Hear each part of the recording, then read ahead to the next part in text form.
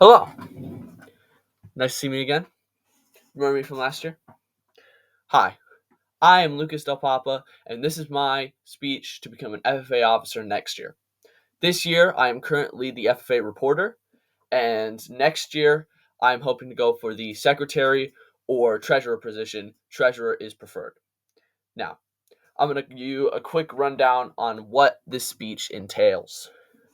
First part of this speech, I will answer these handy dandy questions that were given to me and all of the FFA officers, hopefully, if they even looked at this packet.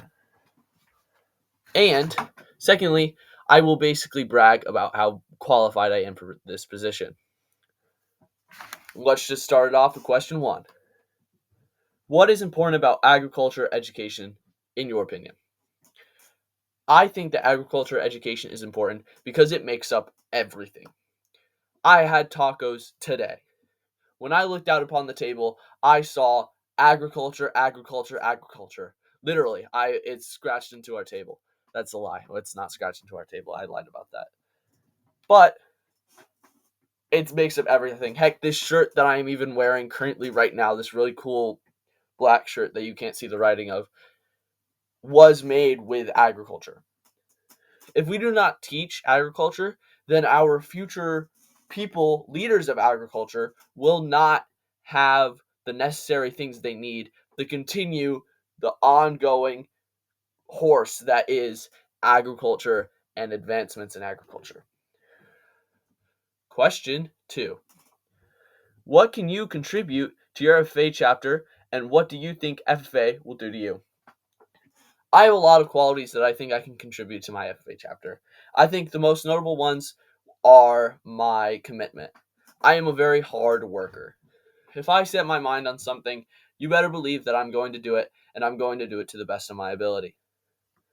I also believe that I can adapt to many different situations on the fly, which makes me not only a good Parley Pro debater, but also makes me a very good FFA officer. I think that FFA helps me step out of my comfort zone. As a person who grew up just playing sports, FFA is very new to me, as this is my second year in FFA. The first year, I basically had no clue what was going on, and I think I still do have no clue what's going on. But it's always good to learn. Helps me learn more and step out of my comfort zone, as it is still kind of a new thing for me. Question 3. Question 3. What factors in your life may have it difficult to maintain a high level of commitment in your FFA chapter? Do you plan to mitigate these factors? Please explain why your endeavors are important to you. Like I said before, I grew up with sports. A lot of sports. I was originally a 3-sport athlete with football, lacrosse, and wrestling. I have hence quit lacrosse, so now it is just football and wrestling. I have been doing football and wrestling since I was a wee lad, probably around 5 years old.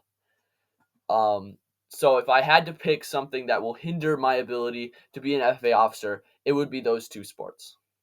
But I am also willing to split those two sports up with Parley Pro, anything really that has to do with FFA. Question 4.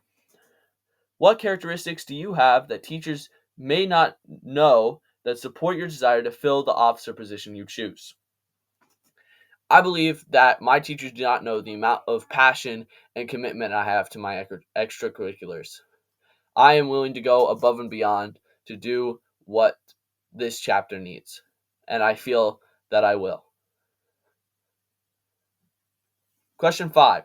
What would you like to see our FFA chapter do this year? More. More. A lot more. I felt like this year we kind of said we were going to do a lot and then ended up kind of not doing a lot, which kind of made me a little annoyed. So I hope that next year we'll be able to just do more, almost everything. Specifically, helping out with our fundraisers a little more. I know that this year our financials weren't in the best standing, so I hope that next year we will have a better time with that. Now it's time for me to brag. Here are some reasons that I think I should be an FFA officer that were not in your 5 questions. I am a very good student, I would say. I pretty much have maintained my 94 to 96 average in all of my classes since elementary school, except for English that one time. We don't count it. I feel that I can continue doing this thing while being FFA officer because I was an FFA officer last year and still managed to continue this high grade. Second is my leadership ability. I feel that I can fit very well in a crowd, and I'm really good at working in groups. I also will take the charge if needed to on certain activities and things like that, making me a very good leader in a pinch. Thirdly is my experience. After having this year of already being an FFA officer, I now know what is needed to be of me, what is needed to be better, what I can do better to be a better FFA officer, and what the overall FFA chapter needs to be a better chapter as a whole. I am way over my limit for the 2-minute and 30-second speech that this is supposed to be. So thank you for listening for this long, and on to the next person.